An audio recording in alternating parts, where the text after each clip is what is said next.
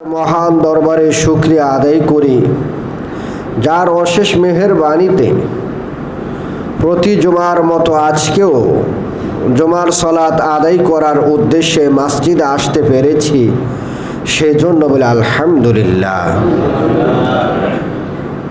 সম্মানিত উপস্থিতি, আমরা আজকেও হেদায়েত পাওয়ার মাধ্যম প্রসঙ্গে আলোচনা করব।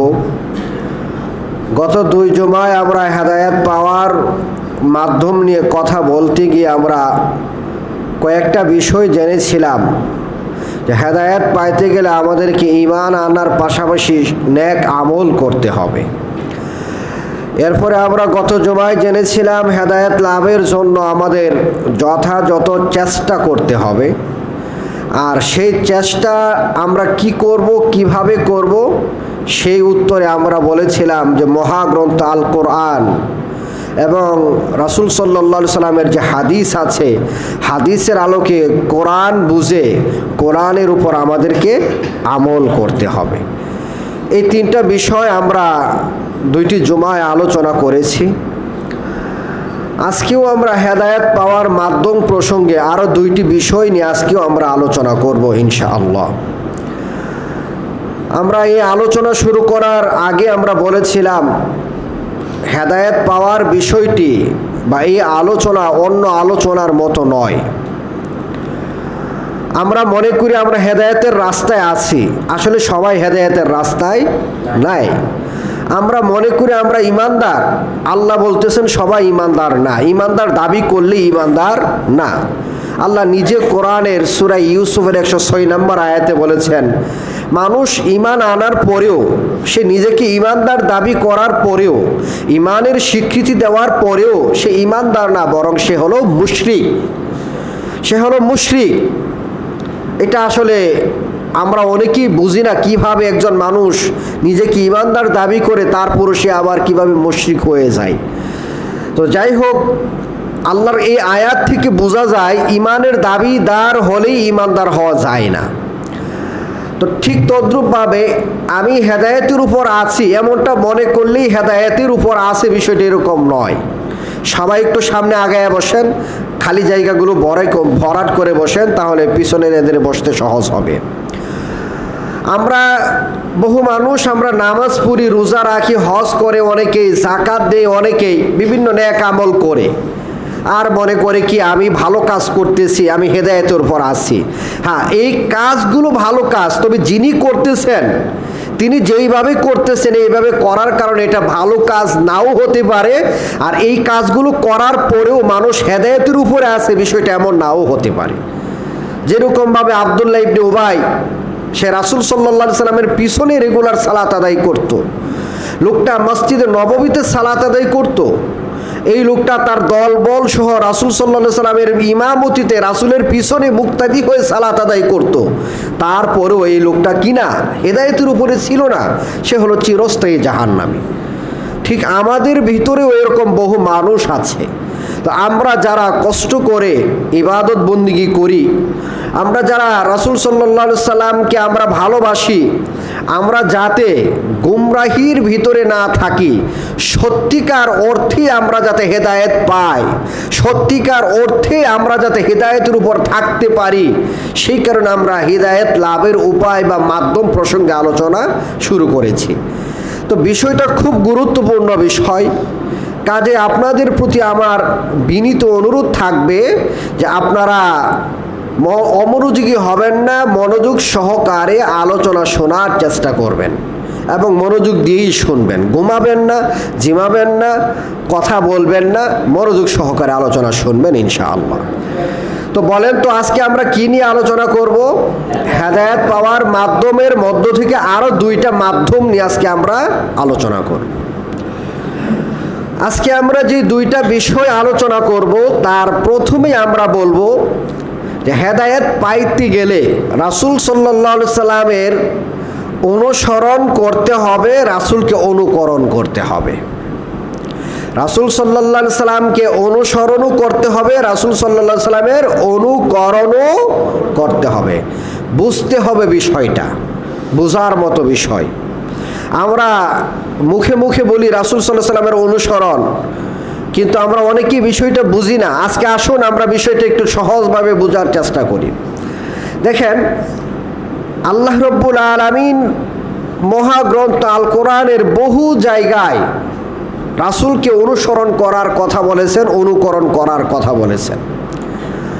আল্লাহ নিজে সূরা আল ইমরানে বলেছেন, তোমরা যদি আল্লাহকে ভালোবাসো তাহলে রাসূলের অনুকরণ করো। আল্লাহ তাআলা সূরা আরাফের 158 নম্বর আয়াতে বলেন, ফাআমিনু বিল্লাহি, তোমরা আল্লাহর প্রতি ঈমান আনো, ও রাসূলিহিন নাবিয়িল উম্মিয়্যিল্লাযী ইউমিনুনা বিল্লাহি ওয়া কালিমাতিহি, এবং তোমরা ঈমান আনো ও রাসূলিহি, ওই বাহকের উপর, ওই রাসূলের উপর, যিনি আন-নাবী, যিনি নবীও, এবং আল উম্মি, যিনি এমন একজন নবী যার শিক্ষক দুনিয়ার কেউ না। দুনিয়ার কেউ যেহেতু তার শিক্ষক নয়, এই কারণে তাকে বলা হয় উম্মি নবী। দুনিয়ার জাগতিক কোনো প্রতিষ্ঠানে যেহেতু তার কোনো পড়াশোনা নাই, এই কারণে রাসূলকে বলা হয় উম্মি নবী, নিরক্ষর নবী, যিনি দুনিয়ার কোনো অক্ষর জ্ঞান নিজে দুনিয়ার কোনো প্রতিষ্ঠান থেকে অর্জন করেননি, দুনিয়ার কোনো শিক্ষক থেকে এই জ্ঞানটা নেননি। আমরা যেরকম স্কুলে পড়াশোনা করি, কলেজ ভার্সিটিতে পড়াশোনা করি, মাদ্রাসায় পড়াশোনা করি, মক্তবে পড়াশোনা করি, রাসূল সাল্লাল্লাহু আলাইহি সাল্লাম দুনিয়াতে এইভাবে পড়াশোনা করেননি, অথচ তিনি ছিলেন সারা পৃথিবীর সবার শিক্ষক। বিষয়টা বুঝতে হবে আমাদের। দুনিয়ার কোনো প্রতিষ্ঠানে তিনি জ্ঞান অর্জন করেননি, দুনিয়ার কারো কাছ থেকে তিনি জ্ঞান নেননি, তারপরেও তিনি পৃথিবীবাসীর শিক্ষক। কেন? তিনি শিক্ষিত ছিলেন এবং তিনি শিক্ষক সকলের, তবে তিনি দুনিয়ার কারো কাছ থেকে না শিখলেও তাকে শিক্ষা দিয়েছেন স্বয়ং আল্লাহ রাব্বুল আলামিন। যেহেতু দুনিয়ার কেউ তাকে শিক্ষা দেয় নাই, দুনিয়ার কোনো প্রতিষ্ঠানে তিনি পড়াশোনা করেন নাই, এইরকম মানুষ যারা, তাদেরকে আরবিতে বলা হয় উম্মি, মানে নিরক্ষর, দুনিয়াবি জ্ঞান, দুনিয়ার প্রাতিষ্ঠানিক জ্ঞান নাই। এর মানে কিন্তু এটা না রাসূল সাল্লাল্লাহু আলাইহি সাল্লামের জ্ঞান ছিল না, বরং রাসূল ছিলেন আমাদের সকলের মুআল্লিম, সকলের শিক্ষক। রাসূল তো পৃথিবীর আল্লাহর পরে সবচেয়ে জ্ঞানী হলেন বিশ্বনবী মুহাম্মদুর রাসূলুল্লাহ সাল্লাল্লাহু আলাইহি সাল্লাম। আল্লাহ বলতেছেন, আমিনু বিল্লাহি, আল্লাহর প্রতি ঈমান আনো, ও রাসূলিহিন নাবিয়িল উম্মি, এবং উম্মি নবী, যার কাছে আল্লাহর পক্ষ থেকে বার্তা বাহক আসেন, বার্তা আসে, মানে যিনি রাসূল ও নবীও, তার প্রতি ঈমান আনো। আর রাসূলের বৈশিষ্ট্য কি এখানে আল্লাহ বলতেছেন, আল্লাযী, যিনি, মানে এই নবীও কি করেন, ইউমিনু বিল্লাহ, আল্লাহর প্রতি ঈমান আনেন, আল্লাহকে বিশ্বাস করেন, ও কালিমাতিহি, এবং আল্লাহর কালামগুলোকে তিনি কি করেন, বিশ্বাস করেন। এরপরে আল্লাহ তাআলা বলতেছেন, ওয়াত্তাবিউহু লাআল্লাকুম তাহতাদুন, তোমরা রাসূল সাল্লাল্লাহু আলাইহি সাল্লামের অনুকরণ করো, রাসূলের ইত্তিবা করো, হতে পারে তোমরা হেদায়েত প্রাপ্ত হবে। যদি তোমরা রাসূলের অনুকরণ করো, যদি তোমরা রাসূলের ইত্তিবা করো, তাহলে তোমরা হেদায়েত প্রাপ্তদের অন্তর্ভুক্ত হবে। সূরা আরাফের 158 নম্বর আয়াত থেকে বোঝা যায় রাসূল সাল্লাল্লাহু আলাইহি সাল্লামের অনুকরণ করলে হেদায়েত পাওয়া যাবে। আল্লাহ রাব্বুল আলামিন আল কোরআনের 24 নম্বর সূরা সূরা নূরের 54 নম্বর আয়াতে বলেন, কুল আতিউল্লাহ ওয়া আতিউর রাসূল, হে নবী, আপনি পৃথিবীর সব মানুষদেরকে এই কথাটা বলে দিন, আপনি আল্লাহর অনুসরণ করেন, মানে তোমরা আল্লাহর অনুসরণ করো এবং রাসূলের অনুসরণ করো। আমি কিন্তু দুইটা শব্দ বলেছি, একটা হলো অনুসরণ আর একটা হলো অনুকরণ। দুইটা কিন্তু দুই বিষয়, আর এই দুইটা বিষয় বোঝানোর জন্য কোরআনে দুইটা শব্দ আসছে। এই কারণে দুইটা আয়াত আপনাদের সাথে শেয়ার করে বলে তারপর আমরা আলোচনায় যাব।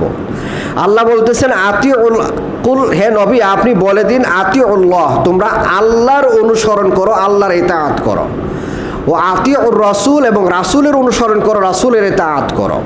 এখন আমরা রাসূলের অনুসরণ করব, এটা আমরা সহজেই বুঝতে পারি।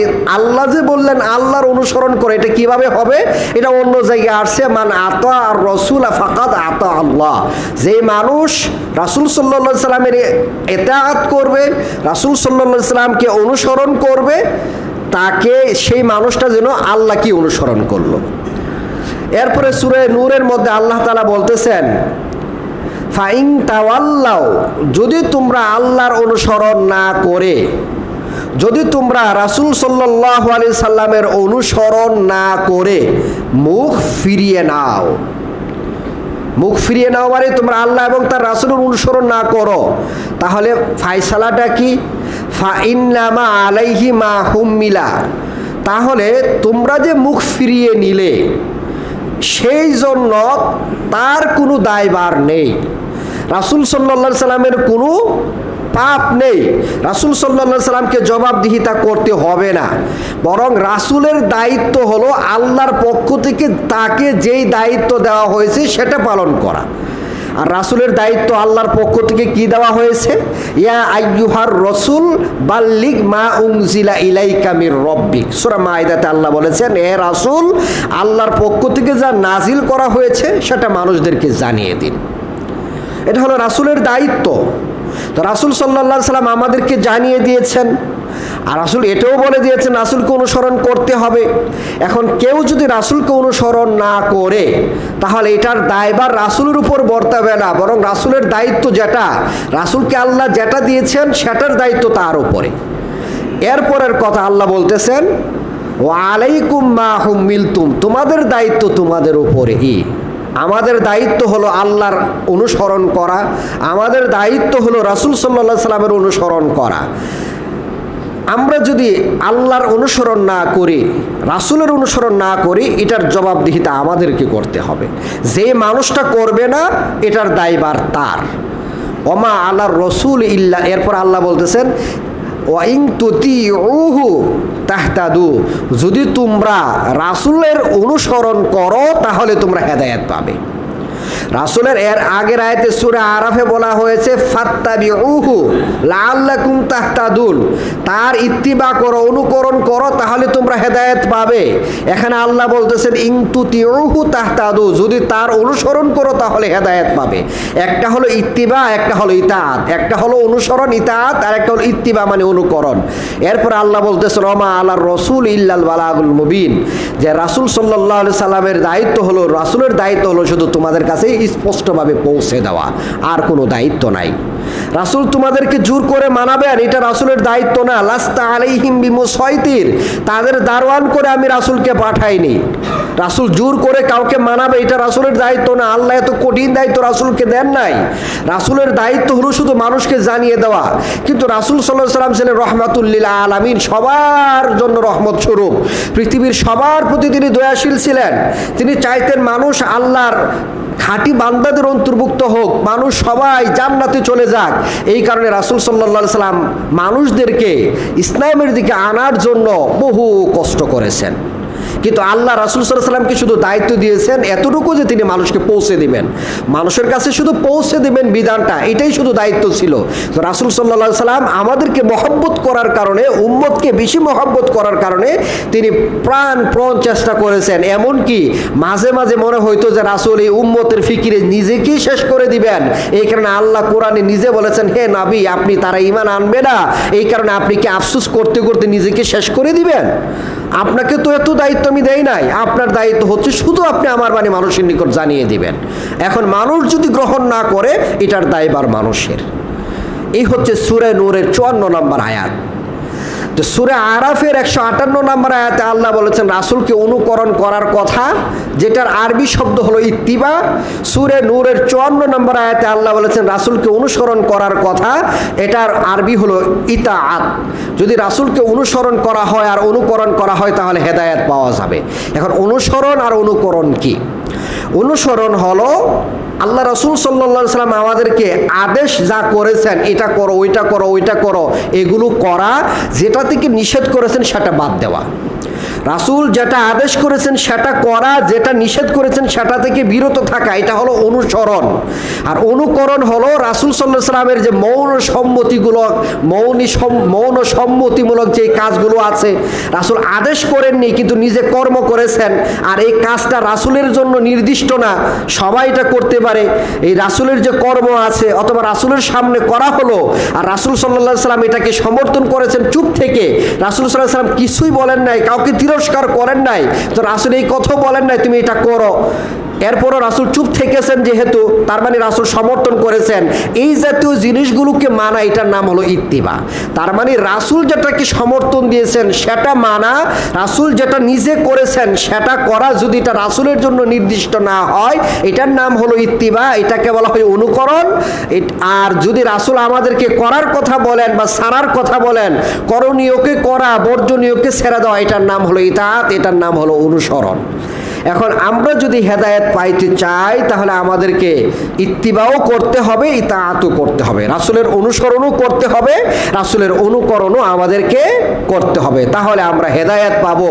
অন্যথায় হেদায়েত পাওয়ার কোনো সুযোগ কারো নেই। পৃথিবীর অন্য কাউকে ফলো করে, পৃথিবীর অন্য কোনো মানুষের আদর্শ মেনে কেউ হেদায়েত পাবে, সফল হবে দুনিয়াতে অথবা পরকালে, এটা সম্ভব নয়। সফলতার জন্য রাসূল সাল্লাল্লাহু আলাইহি সাল্লামের অনুসরণ অনুকরণ বাধ্যতামূলক। এই কারণে দেখেন সাহাবায়ে কেরাম রাসূলকে কিরকম ভাবে অনুসরণ করেছেন, রাসূল সাল্লাল্লাহু আলাইহি সাল্লামের মানে ইত্তিবা ইতাআত কিভাবে করেছেন, এটার দুইটা উদাহরণ আমি আপনাদেরকে দেই। আর আমাদের অবস্থাটা তখন মানে তাদের তুলনায় আমাদের অবস্থাটার ভিন্নতা কতটুকু, আমাদের পার্থক্য কতটুকু, এটা সহজেই বুঝে আসবে। সহিহ বুখারীর একটা হাদিস, সালাত অধ্যায়ের হাদিস, বারা ইবনে আজিব রাদিয়াল্লাহু তাআলা আনহু থেকে বর্ণিত হাদিস। রাসূল সাল্লাল্লাহু আলাইহি সাল্লাম হিজরত করার পরেও 16 মাস অথবা 17 মাস সালাত আদায় করেছেন বাইতুল মুকাদ্দাসের দিকে ফিরে। বাইতুল মুকাদ্দাস কোন দেশে বলেন তো? ফিলিস্তিনে, মসজিদুল আকসার দিকে ফিরে। কিন্তু রাসূল সাল্লাল্লাহু আলাইহি সাল্লামের মনের আশা ছিল, আকাঙ্ক্ষা ছিল কাবাকে রাসূলের কিবলা করা হোক। এই কারণে তিনি বারবার আকাশের দিকে তাকাতেন, বারবার তিনি আকাশের দিকে তাকাতেন। কিছুদিন যাওয়ার, যাই হোক, এইভাবে তাকাইতেছেন, এইভাবে 16 মাস বা 17 মাস চলে গেল।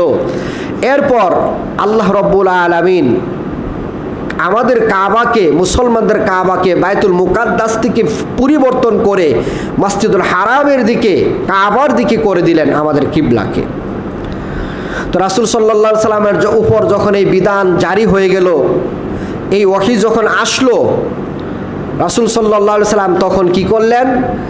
রাসূল সাল্লাল্লাহু আলাইহি সাল্লাম ওই কাবার দিকে ফিরে, মসজিদুল হারামের দিকে ফিরে সালাত আদায় করলেন।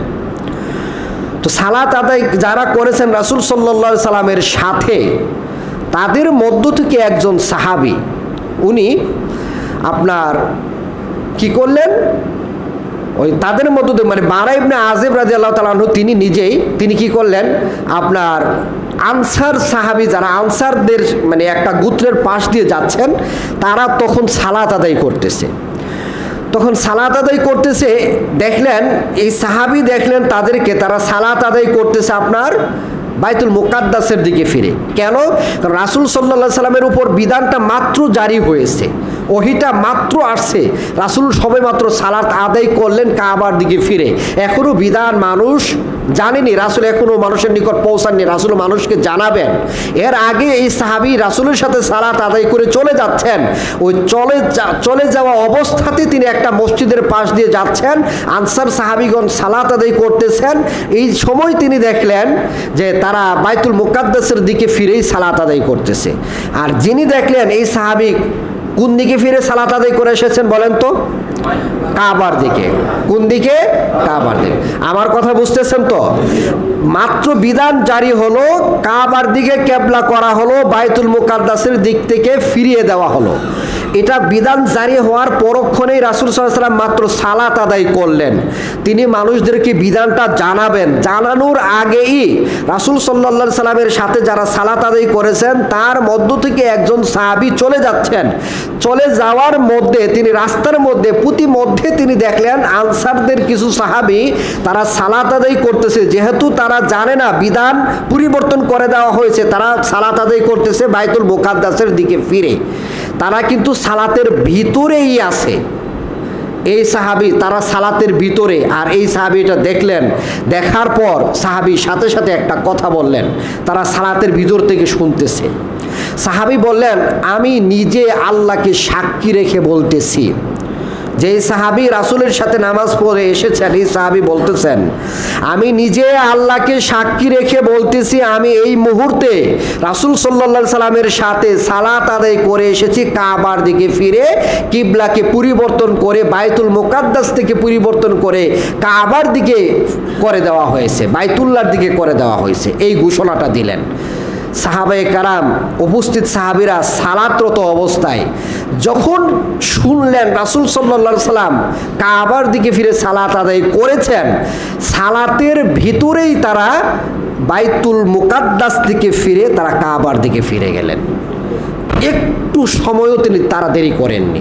এটা হলো রাসূলের ইত্তিবা, রাসূলের অনুকরণ। রাসূল করেছেন, অতএব আমার আর চিন্তা করার কোনো সুযোগ নেই, আমার আর কালক্ষেপণ করার সুযোগ নেই, আমার আর অবহেলা করার সুযোগ নেই। রাসূল যেহেতু করেছেন, এটা রাসূলের কর্ম, অতএব আমাকে সঙ্গে সঙ্গে সেটাই করতে হবে, অন্যথায় আমার সফলতা অর্জন করার কোনো সুযোগ থাকবে না। এটার নাম হলো ইত্তিবা, এটার নাম হলো অনুকরণ। সাহাবীরা এইভাবে রাসূলকে অনুকরণ করেছেন। আমরা হলে কত ব্যাখ্যা খুঁজতাম। আমরা হলে নামাজ শুরু করেছি, নামাজটা আমরা শেষ করি, তারপর আমরা কি করব? কাবার দিকে ফিরে সালাত আদায় করব, এই ধরনের চিন্তা আমাদের মাথায় আসতো হয়তো বা। কিন্তু সাহাবায়ে কেরাম সাথে সাথে কি করলেন? ঘুরে গেলেন, সালাতের ভিতরেই ঘুরে গেলেন। এটার নাম হলো রাসূলের ইত্তিবা। রাসূল সাল্লাল্লাহু আলাইহি সাল্লামের ইতাআত দেখেন, অনুসরণ কাকে বলে দেখেন। সাহাবায়ে কেরাম, সহিহ বুখারীর হাদিস, কিতাবুল মাগাজির হাদিস, এক যুদ্ধ থেকে আসতেছেন। যুদ্ধ করা বলেন তো এটা কি খুব আরামের কাজ না কষ্টের কাজ? অনেক কষ্টের কাজ, অনেক পরিশ্রমের কাজ। তখন তো যুদ্ধ করা হতো একেবারে আপনার মানে কাছাকাছি, বর্তমানের মতো তো দূর থেকে না। তখন তলোয়ারের মাধ্যমে, তীরের মাধ্যমে, বল্লমের মাধ্যমে বিভিন্নভাবে শারীরিক প্রচুর পরিশ্রম হইতো, অনেকে আঘাতপ্রাপ্ত। তো ওই অনেক পরিশ্রম করে প্রচণ্ড ক্ষুধার্ত অবস্থায় সাহাবায়ে কেরাম আসতেছেন এক জায়গায়, প্রতিমধ্যে কাফেলা বিরতি দিল। তো সবাই তো ক্ষুধার্ত, তাদের সাথে খাবারও নেই। তখন তারা খাবারের চাহিদা মেটানোর জন্য কি করলেন? তারা গাধা জবাই করলেন। গাধা আছে না, গাধা, গাধা জবাই করলেন। তো এক লোক রাসূল সাল্লাল্লাহু আলাইহি সাল্লামের কাছে এসে বলল যে লোকেরা গাধাগুলোকে শেষ করে দিতেছে, মানে তারা গাধাগুলো জবাই করে তারা রান্না করতেছে। রাসূল সাল্লাল্লাহু আলাইহি সাল্লাম চুপ থাকলেন। একটু পর আবার এসে বলল লোকেরা গাধাগুলোকে শেষ করে দিতেছে, মানে জবাই করতেছে, এটা দিয়ে তারা রান্না বান্না করে তারা খাবে, এটাগুলো তো শেষ হয়ে যাবে, এটা বুঝাইলো। রাসূল সাল্লাল্লাহু আলাইহি সাল্লাম এবারও চুপ থাকলেন। তৃতীয়বার আবার যখন এই কথা বলা হলো, আল্লাহর পক্ষ থেকে বিধান আসলো, রাসূল সাল্লাল্লাহু আলাইহি সাল্লাম একজন লোককে পাঠালেন, তুমি ঘোষণা করে দাও সবার ভিতরে যে গৃহপালিত গাধার গোশতকে আল্লাহ রব্বুল আলামিন হারাম করে দিয়েছেন, এটা খাওয়া যাবে না।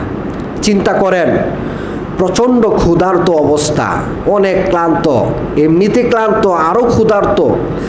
গাধা জবাই করে গোশতগুলো রেডি করে পাতিলের মধ্যে রান্না করা হইতেছে। সাহাবী বলেন তখন গোশতগুলো একেবারে সিদ্ধ হয়ে গেল, মানে টকবক করতেছে, মানে চুলা থেকে নামিয়ে শুধু পরিবেশন করা হবে। মানে এতক্ষণ সবাই অপেক্ষায় আছে, রান্না হওয়ার পর তারা খাবে। কি একটা মুহূর্ত! এমন মুহূর্তে রাসূল সাল্লাল্লাহু আলাইহি সাল্লামের আদেশ চলে আসলো, গৃহপালিত গাধার গোশতকে হারাম করে দেওয়া হয়েছে।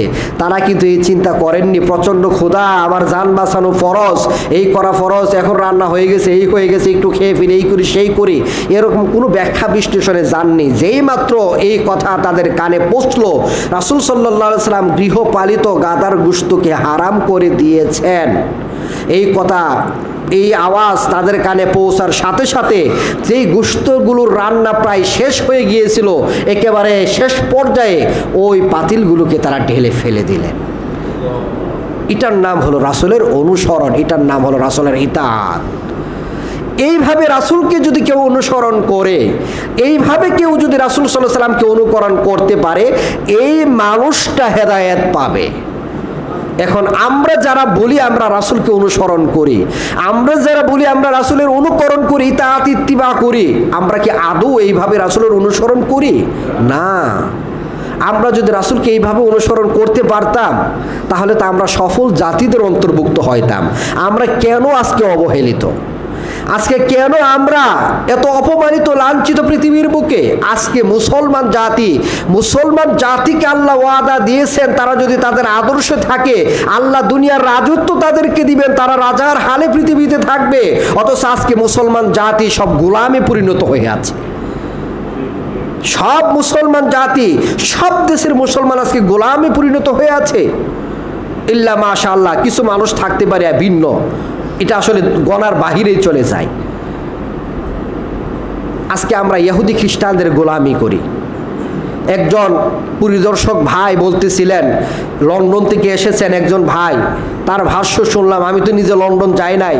এই লন্ডনে যে মুসলমানরা থাকে, বিশেষ করে যে বাঙালিরা থাকে, মানে ইউরোপের বিভিন্ন কান্ট্রির কথা বলতে গিয়ে বিশেষ করে তিনি লন্ডনের কথা বললেন। আমি ইউরোপিয়ান কান্ট্রিগুলো ঘুরে আমি দেখলাম যে মুসলমানরা থাকে, বিশেষ করে বাংলাদেশের যে মুসলমানরা থাকে 90% মুসলমান শুধু মিথ্যার উপরে থাকে। মিথ্যা কথা বলে, মিথ্যার আশ্রয় নিয়ে সরকারের কাছ থেকে, বিধর্মী সরকারের কাছ থেকে বিভিন্ন সুযোগ সুবিধা নেই। এই হচ্ছে মুসলমান। অথচ একবারও ভাবে না রাসূল সাল্লাল্লাহু আলাইহি সাল্লামকে অনুসরণ করার দাবি করে এই মানুষটা, রাসূল সাল্লাল্লাহু আলাইহি সাল্লামকে অনুকরণ করার দাবি করে এই মানুষটা, রাসূলের আদর্শ কি ছিল কথা বলার বেলায়? রাসূল সাল্লাল্লাহু আলাইহি সাল্লাম সবসময় কি কথা বলতেন? সত্য কথা বলতেন। রাসূল মিথ্যা কথা বলতেন না, সত্য কথা বলতেন। কেমন সত্য কথা বলতেন আপনি চিন্তা করেন। আপনারা একটা ঘটনা পড়েন, একটা ঘটনা আপনারা জানেন। আবু সুফিয়ান রাদিয়াল্লাহু তাআলা আনহু তখনও কি করে নাই? ইসলাম ধর্ম গ্রহণ করে নাই। আবু সুফিয়ান তখনও হিরাক্লিয়াসের কাছে যখন গিয়েছিল, তখন আবু সুফিয়ান তখনও ইসলাম ধর্ম গ্রহণ করে নাই। আবু সুফিয়ান তখনও পর্যন্ত কে ছিল? বদরের যুদ্ধে মুসলমানদের বিরুদ্ধে নেতা কে ছিল? কাফেরদের নেতা আবু জেহেল। উহুদের যুদ্ধে রাসূল সাল্লাল্লাহু আলাইহি সাল্লামের বিরুদ্ধে, মুসলমানদের বিরুদ্ধে, রাসূলের বিরুদ্ধে কাফেরদের সর্দার ছিল আবু সুফিয়ান। খন্দকের যুদ্ধে রাসূল সাল্লাল্লাহু আলাইহি সাল্লামের বিরুদ্ধে কাফেরদের সর্দার ছিল আবু সুফিয়ান। উহুদের যুদ্ধে আবু সুফিয়ান চাইতো রাসূলকে হত্যা করার জন্য, শেষ করে দেওয়ার জন্য। খন্দকের যুদ্ধে আবু সুফিয়ানের টার্গেটটাই ছিল, সে ছিল নেতা, যে মুহাম্মদ সাল্লাল্লাহু আলাইহি সাল্লামকে শেষ করে দিতে হবে, মুসলমানকে শেষ করে দিতে হবে। তাহলে আবু সুফিয়ান রাসূল সাল্লাল্লাহু আলাইহি সাল্লামের তৎকালীন সময়ে, ওই সময়ে কেমন শত্রু ছিল? মারাত্মক শত্রু ছিল। এই শত্রুকে হিরাক্লিয়াস প্রশ্ন করেছিল মুহাম্মদ সাল্লাল্লাহু আলাইহি সাল্লামের ব্যাপারে, তার কথা মানে মুহাম্মদ সাল্লাল্লাহু আলাইহি সাল্লামের গুণের ব্যাপারে, তার বৈশিষ্ট্যের ব্যাপারে। এই আবু সুফিয়ান পর্যন্ত রাসূল সাল্লাল্লাহু আলাইহি সাল্লামের ব্যাপারে কি করে নাই? যেই শত্রু রাসূলকে হত্যা করে দিতে চায়, সেই শত্রু পর্যন্ত রাসূলের বিরুদ্ধে, তার চির শত্রুর বিরুদ্ধে, ওই সময়ে তো রাসূল ছিল তার চরম শত্রু, ওই শত্রুর বিরুদ্ধে আবু সুফিয়ান একটা মিথ্যা কথা বলে নাই। কেন? কারণ কাফেররা পর্যন্ত মিথ্যা কথা বলাকে কি করে? ঘৃণা করে। তারাও জানে মিথ্যা বলা পাপ। আজকে মুসলমান আমরা সেই সত্যবাদী রাসূলের অনুসরণ করি, আমরা এই দাবি করি, অনুসারী দাবি করি, তাকে অনুকরণ করি, আমরা এই দাবি করি। অথচ আজকে মুসলমানদের জীবন যাপনই হচ্ছে মিথ্যার উপরে। এটা একটা উদাহরণ দিলাম শুধু আপনাদেরকে। আমরা বলি রাসূলকে অনুসরণ করে, অনুকরণ করি, কিন্তু আমরা আদৌ রাসূলের অনুকরণ করি না। শুধু নামাজ পড়লেই রাসূলের অনুসরণ হয়ে যায়। আরে আপনি তো নামাজ পড়তেছেন, আপনার নামাজটা রাসূলের পদ্ধতি থেকে না, এটাই তো আপনি জানেন না। আপনি জিকির করতেছেন, এটা রাসূলের পদ্ধতি থেকে, এটাই তো আপনি জানেন না। আপনি তাসবিহ পড়তেছেন, পড়ার পদ্ধতি রাসূলের পক্ষ থেকে প্রমাণিত কিনা আপনি এটাই জানেন না। আপনি রাসূলের ইত্তিবা কি করবেন? আপনি অনুসরণ কি করবেন? আল্লাহ রাসূল সাল্লাল্লাহু আলাইহি সাল্লামকে অনুকরণ করা ছাড়া কেউ যদি মনে করে আমি হেদায়েতের রাস্তায় আছি, কেউ যদি মনে করে আমি হেদায়েতপ্রাপ্ত বান্দাদের অন্তর্ভুক্ত, রাসূলের অনুকরণ করা ছাড়া কেউ যদি মনে করে আমি জান্নাতে যাব, অসম্ভব ব্যাপার, কশ্চিন কালেও সম্ভব না। একটা সুয়ের ভিতরে যেরকম ভাবে হাতি ঢুকানো সম্ভব, রাসূলের ইত্তিবা করা ছাড়া, রাসূলের অনুকরণ করা ছাড়া, অনুসরণ করা ছাড়া জান্নাতে যাওয়া এমন অসম্ভব, মনে রাখবেন। আর মুখে মুখে বললেই রাসূলের অনুসরণ হয় না, মুখে মুখে বললেই রাসূলের অনুকরণ হয় না। হেদায়েতকে পৃথিবীর সর্বশ্রেষ্ঠ সম্পদ এমনিতেই বলা হয় না। হেদায়েত খুব গুরুত্বপূর্ণ জিনিস, খুব মহামূল্যবান জিনিস। যেই মানুষটা হেদায়েত পেয়েছে, আল্লাহর রহমত, আল্লাহর বরকত সব তার উপরে আছে, আল্লাহর সাহায্য সব তার সাথে আছে, সফলতা তার সাথে আছে, আল্লাহ তার সঙ্গী, তার পক্ষে আল্লাহ আছেন, তার পক্ষে ফেরেশতা আছেন। অতএব আমাদেরকে বিষয়টা মাথায় রাখতে হবে। তাহলে আমরা আজকে যে দুইটা বিষয় বলবো বলেছিলাম, হেদায়েত পাওয়ার যে দুইটা মাধ্যম, এর মধ্যে একটা মাধ্যমের কথা আজকে আমরা বললাম, যে সেটা হলো রাসূল সাল্লাল্লাহু আলাইহি সাল্লামের ইত্তিবা এবং ইতাআত, মানে অনুসরণ, আদেশ নিষেধ, আদেশ মানা, নিষেধকৃত জিনিস বর্জন করা, এটা হলো অনুসরণ। আর অনুকরণ, রাসূলের মৌন সম্মতি, রাসূল সাল্লাল্লাহু আলাইহি সাল্লামের যে কর্ম, যেগুলো তিনি আদেশ নিষেধ করেননি কিন্তু কর্ম আছে যেটা উম্মতের জন্য পালনীয়, এই সমস্ত জিনিসগুলো হুবহু মানা, এটার নাম হলো অনুকরণ, ইত্তিবা। এই দুইটা জিনিসটা অনুসরণ অনুকরণ করা ছাড়া কেউ হেদায়েত পাবে না। অতএব আমাদেরকে এটা বুঝতে হবে, প্রত্যেকটা কাজ করার আগে, প্রত্যেকটা ইবাদত করার আগে, প্রত্যেকটা আমল করার আগে বুঝতে হবে এটা রাসূল কিভাবে করেছেন। অন্যথায় এটা আমল হবে যেই আমল আপনাকে জাহান্নামে নিবে। আমিলাতুন নাসিবা তাসলা নারান হামিয়া, আমল করার পরেও জ্বলন্ত আগুনে প্রবেশ করতে হবে। এটা হলো একটা ব্যাপার। আর 2 নম্বর আজকে আমরা যে বিষয়টা বলবো সেটা হলো, এই আয়াতগুলো আমরা গত জুমার আগের জুমাতেও পড়েছিলাম কিন্তু এই আলোচনা করতে পারিনি। সেটা হলো আল্লাহ রব্বুল আলামিনের কাছে হেদায়েতের জন্য দোয়া করতে হবে। কি করতে হবে? দোয়া। হেদায়েত পাওয়ার জন্য দোয়া করতে হবে। দোয়া ছাড়াও হেদায়েত পাওয়া যায় না। দোয়া এত গুরুত্বপূর্ণ জিনিস যে আল্লাহ স্বয়ং তিনি আমাদেরকে হেদায়েতের দোয়া শিখিয়েছেন। শুধু শিক্ষা দেন নাই, আমাদেরকে বারবার মনে কর, যাতে আমরা এই বিষয়টা বারবার মনে করি, যাতে আমাদের এটা বারবার মনে হয়, আমাদেরকে বারবার মনে করায় দেওয়ার জন্য আল্লাহ তাআলা এমন একটা বিধান দিয়ে দিলেন যেটা প্রতিনিয়ত আমাদেরকে তিলাওয়াত করতে হয়। আমরা প্রত্যেকটা সালাতের প্রত্যেক রাকাতে সূরাতুল ফাতিহা পাঠ করি, তাই না? সূরা ফাতিহা ছাড়া সালাত হয় না। সূরা ফাতিহা আমরা তিলাওয়াত করি, পাঠ করি। এখানে আল্লাহ রাব্বুল আলামিন আমাদেরকে হেদায়েতের দোয়া শিখিয়েছেন, ইহদিনাস সিরাতাল মুস্তাকিম সিরাতাল লাযিনা আনআমতা আলাইহিম গায়রিল মাগদুবি আলাইহিম ওয়ালাদ-দাল্লিন। এটা হলো হেদায়েতের দোয়া। এটা আল্লাহ বারবার শিখিয়ে দিচ্ছেন, আমার কাছে তোমরা হেদায়েত কামনা করো, আমার কাছে তোমরা হেদায়েত চাও, আমার কাছে তোমরা হেদায়েতের উপর অটল থাকার জন্য সাহায্য প্রার্থনা করো। হেদায়েত না চাইলে হবে না, হেদায়েত আল্লাহর কাছে চাইতে হবে। আল্লাহ বলতেছেন ইহদিনা, আমাদেরকে হেদায়েত দেন কিসের দিকে? সিরাতাল মুস্তাকিম, সিরাতে মুস্তাকিমের দিকে, সহজ সরল রাস্তার দিকে। কোন রাস্তা? রাসূল সাল্লাল্লাহু আলাইহি ওয়াসাল্লাম একদিন আপনার একটা দাগ দিলেন, আগেও আপনাদেরকে বলেছিলাম, এই দাগটা দিয়ে বললেন এটা হলো সিরাতে মুস্তাকিম, সহজ সরল রাস্তা। এই রাস্তা সরাসরি জান্নাতে চলে গেছে। এই রাস্তার মাথায় আছে মহাগ্রন্থ আল কোরআন। সিরাতে মুস্তাকিমের মাথায় আছে মহাগ্রন্থ আল কোরআন। কোরআন যেইভাবে বলে এইভাবে চলা, এটাই হলো সিরাতে মুস্তাকিম। ডানে বামে আরো দাগ দিয়ে বললেন ডানেও রাস্তা আছে, বামেও রাস্তা আছে।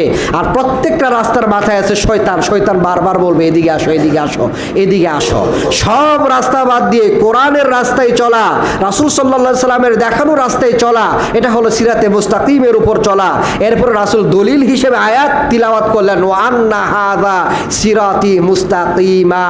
আল্লাহ রাসূল এই আয়াতটা তিলাওয়াত করলেন, এটাই হলো সহজ সরল রাস্তা, এটাই হলো সিরাতে মুস্তাকিম, এটাই হলো জান্নাতে যাওয়ার সোজা রাস্তা। কোনো বক্রতা এটার ভিতরে নাই। তো সিরাতে মুস্তাকিমের দিকে, মোবাইল বন্ধ করেন বা সাইলেন্ট করেন, সিরাতে মুস্তাকিমের দিকে আল্লাহ তাআলা আমাদেরকে শিখিয়েছেন। আল্লাহর কাছে আমরা যাতে দোয়া করি যে হে আল্লাহ আমাদেরকে হেদায়েত দেন, আমাদেরকে রাস্তাটা দেখান, সিরাতে মুস্তাকিমের রাস্তা। এটা কেমন রাস্তা?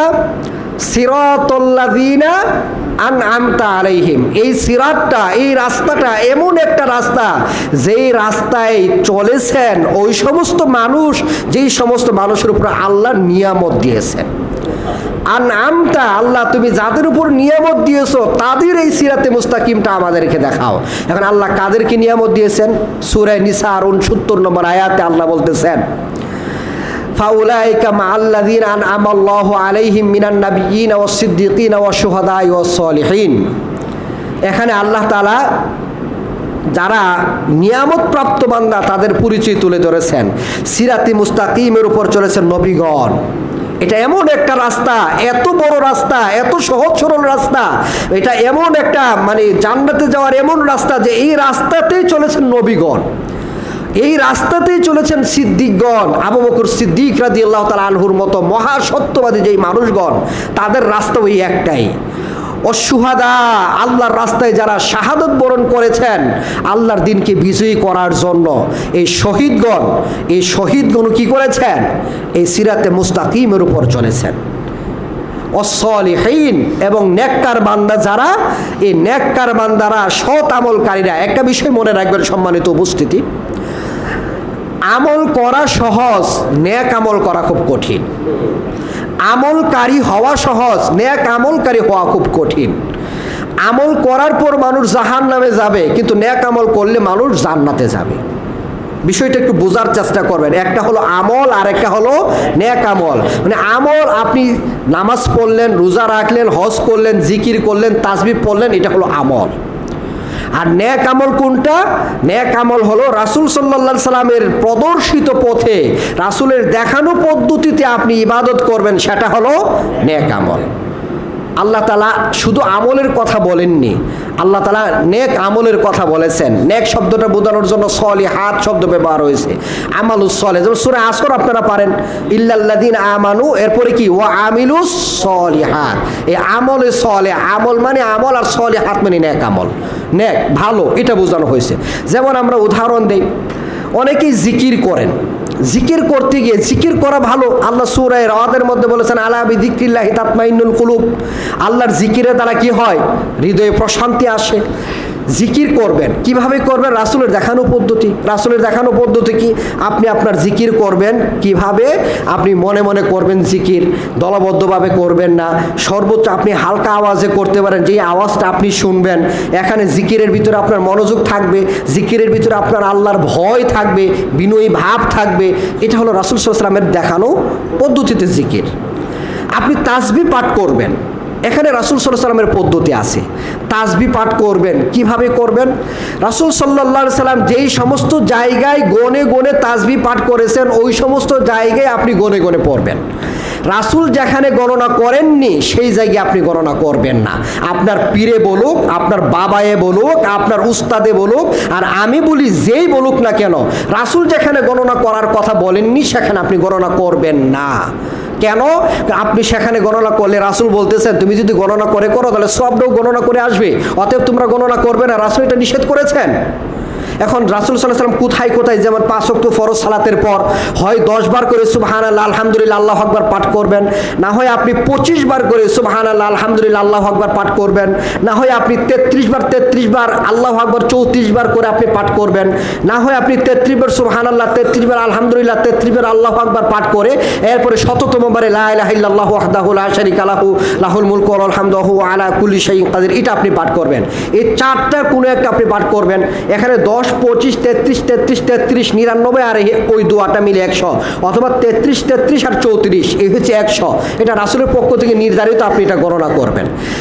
ঘুমানোর আগে 33 বার 34 বার ওই যে আপনার এই সুবহানাল্লাহ আলহামদুলিল্লাহ আল্লাহু আকবার এই তাসবিহ পাঠ করবেন। এই পাঠ করে ঘুমালে জান্নাত লাভ হবে, এটা রাসূলের পক্ষ থেকে গণনা করা নির্ধারিত, এখানে আপনি গণনা করে পড়বেন।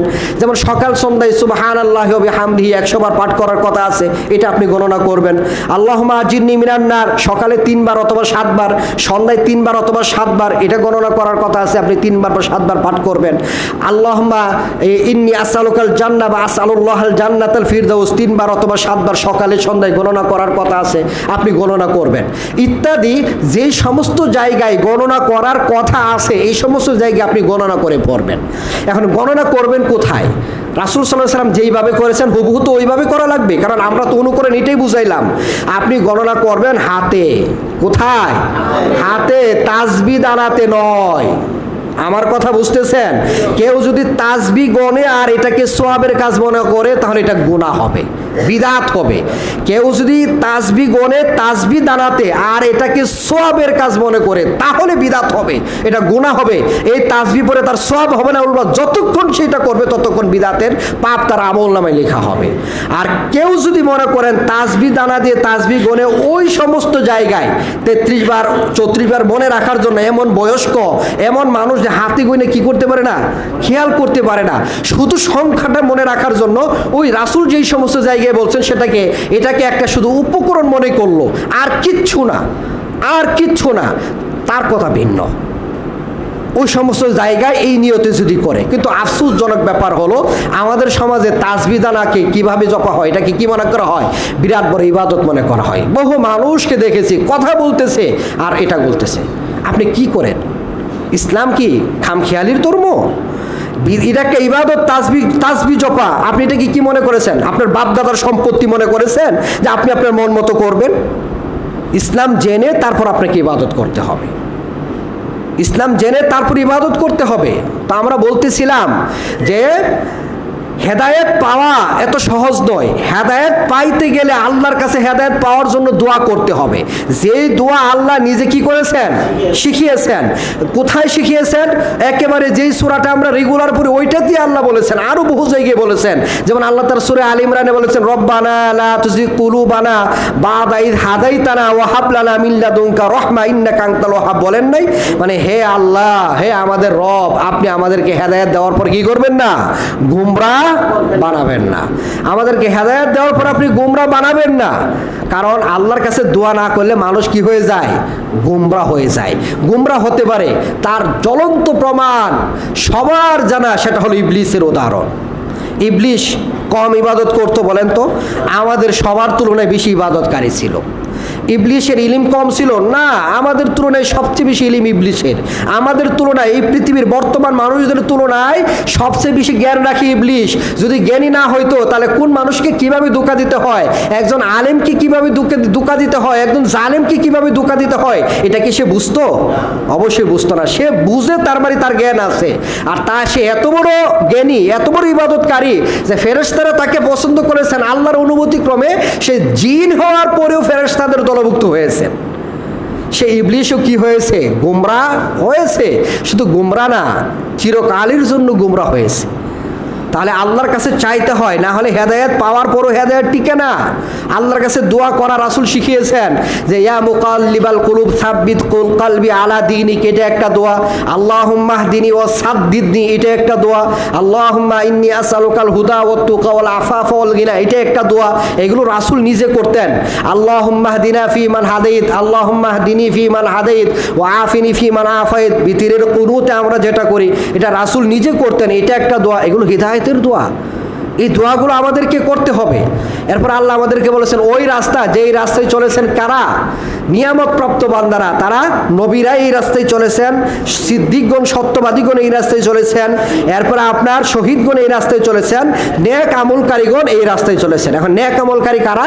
ওই নেক আমল যারা ইবাদত করে আল্লাহকে সন্তুষ্ট করার জন্য রাসূলের পদ্ধতিতে, রাসূলের পদ্ধতিতে আল্লাহকে সন্তুষ্ট করার জন্য যে ইবাদতটা করা হবে ওইটা হবে নেক আমল। আর রাসূলের পদ্ধতি না থাকলে এটা হবে আমল। এই আমল আপনাকে জাহান্নামে নেবে, এটা আল্লাহ নিজে বলেছেন। সূরা গাশিয়া 88 নম্বর সূরাতে আল্লাহ বলেছেন এই কথা। আল্লাহ নিজে বলেছেন সূরা কাহাফ 103 104 নম্বর আয়াতে। আল্লাহ নিজে সূরা আরো বহু জায়গায় যে বহু মানুষের আমলের কথা আল্লাহ বলেছেন আমি তাদের আমলের দিকে যাব, ফু দিয়ে এগুলো উড়িয়ে দিব। কারণ এটা রাসূলের পদ্ধতিতে হয় নাই, এটা আমল হয়েছে, এটা নেক আমল হয় নাই। তো নেক আমল যারা করতো তারাও এই সিরাতে মুস্তাকিমে চলেছে। আর সিরাতে মুস্তাকিমের সামনে আছে কোরআন। কোরআন যেই দিকে আহ্বান করে, কোরআনের ব্যাখ্যা গ্রন্থ হলো হাদিস, রাসূলের হাদিসের ভান্ডার। এইগুলো যে রাস্তার দিকে আহ্বান করে সেটাই হলো সিরাতে মুস্তাকিম। আমরা আল্লাহর কাছে আরো কত সুন্দর করে দোয়া করি, গায়রিল মাগদুবি আলাইহিম, আল্লাহ তাদের রাস্তা দেখায়ও না যারা অভিশপ্ত। অভিশপ্ত মানে যারা ইহুদি তারা অভিশপ্ত। ইহুদিদের গুণ স্বভাব যাদের ভিতরে আছে তারা অভিশপ্ত। ইহুদিদের স্বভাব ছিল তারা জানতো কিন্তু মানতো না, জানার পরে তারা অপকৌশল করত। মানে কিভাবে এটাকে ঘুরিয়ে পিছিয়ে হারামটাকে হালাল করা যায় এই চিন্তা তাদের ভিতরে ছিল। যেমন আজকে আমাদের সমাজে এরকম অনেকে আছেন, হারামকে হালাল করার চেষ্টায় আমরা অনেকে মেতে থাকি। এই স্বভাবটা ইহুদিদের রাস্তাতেও আমাদেরকে চালাবেন না। মুসলমান নামদারি মানুষদের মধ্য থেকেও যারা জানার পরেও ইসলামকে না মানার জন্য অপকৌশলের আশ্রয় নেই তাদের অন্তর্ভুক্ত আপনি আমাদেরকে করবেন না। এই হলো গায়রিল মাগদুবি আলাইহিম। শুধু ইহুদি বোঝানোর উদ্দেশ্য নয়, শুধু ইহুদি বোঝানোর উদ্দেশ্য নয়, ইহুদিদের গুণ স্বভাব যাদের ভিতরে থাকবে তারাও এই আয়াতের অন্তর্ভুক্ত। অভিশপ্ত যারা আছে সবাইকে নিষেধ করা হয়েছে, আল্লাহ তাদের রাস্তা আমাদেরকে দেখাবেন না। ওয়ালাদ-দাল্লিন, এবং যারা পথভ্রষ্ট তাদের রাস্তা আমাদেরকে দেখাবেন না। পথভ্রষ্ট বলতে বিশেষ করে খ্রিস্টানদেরকে বোঝানো হয়েছে যে এরা খ্রিস্টানরা না জেনে আমল করত। যেমন আমাদের সমাজের মুসলমান নামদারি বহু মানুষ কি করে? না জেনেই আমল করে। এটা খ্রিস্টানদের স্বভাব। খ্রিস্টানদের রাস্তাও না, এবং যারা না জেনে মন মতো আমল করে তাদের মতো আমাদেরকে চালাবেন না। আমাদেরকে আমাদেরকে চালাবেন নবীদের রাস্তায় আমাদেরকে চালাইবেন। ওই নবীগণ, সিদ্দিকগণ, শহীদগণ, সলিহগণ, নেককারগণ, সৎ আমলকারী বান্দাগণ যেই বড় রাস্তায় চলেছেন, যেই সঠিক রাস্তাটাই চলেছেন, যেই সহজ সরল রাস্তাটাই চলেছেন, সেই রাস্তায় আমাদেরকে চালাবেন। মনে রাখবেন, এখানে কিন্তু নবীগণ, সিদ্দিকগণ, সুহাদা, সলিহীন 4 শ্রেণীর মানুষ বলে কিন্তু 4টা রাস্তা বোঝানো হয় নাই। এখানে রাস্তা কয়টা বোঝানো হয়েছে? একটা। আমরা তো বলতেছি সিরাতাল্লাযীনা আনআমতা আলাইহিম, ওই রাস্তা যেই রাস্তায় নিয়ামতপ্রাপ্ত বান্দারা চলেছেন। এখন কাদেরকে আল্লাহ নিয়ামত দিয়েছেন এটার ব্যাখ্যা ওই জায়গায়। এরা হলো এই শ্রেণীর মানুষদেরকে আল্লাহ নিয়ামত দিয়েছেন, আর এরা সবাই এই রাস্তায় চলেছেন। আর এই সিরাতে মুস্তাকিম আমাদেরকে দেন। আল্লাহ রাব্বুল আলামিন নিজে আমাদেরকে দোয়া শিখিয়েছেন। রাসূল সাল্লাল্লাহু আলাইহি সাল্লাম নিজে হেদায়েত, মানুষদেরকে হেদায়েত চিনানোর পরেও রাসূল নিজে হেদায়েতের জন্য আল্লাহর কাছে দোয়া করতেন। অতএব আমরা যদি হেদায়েত পাইতে চাই, পাশাপাশি হেদায়েতের উপর টিকে থাকতে চাই, তাহলে আমাদেরকেও অবশ্যই আল্লাহর কাছে হেদায়েতের জন্য দোয়া করতে হবে। সম্মানিত মুসল্লিয়ান, আমরা আজকেও হেদায়েত পাওয়ার উপায়ের মধ্য থেকে 2টা উপায় নিয়ে কথা বললাম। আগে আমরা 3টা বিষয় নিয়ে বলেছিলাম। ঈমান ও নেক আমলকে এক আলোচনায় এনেছিলাম।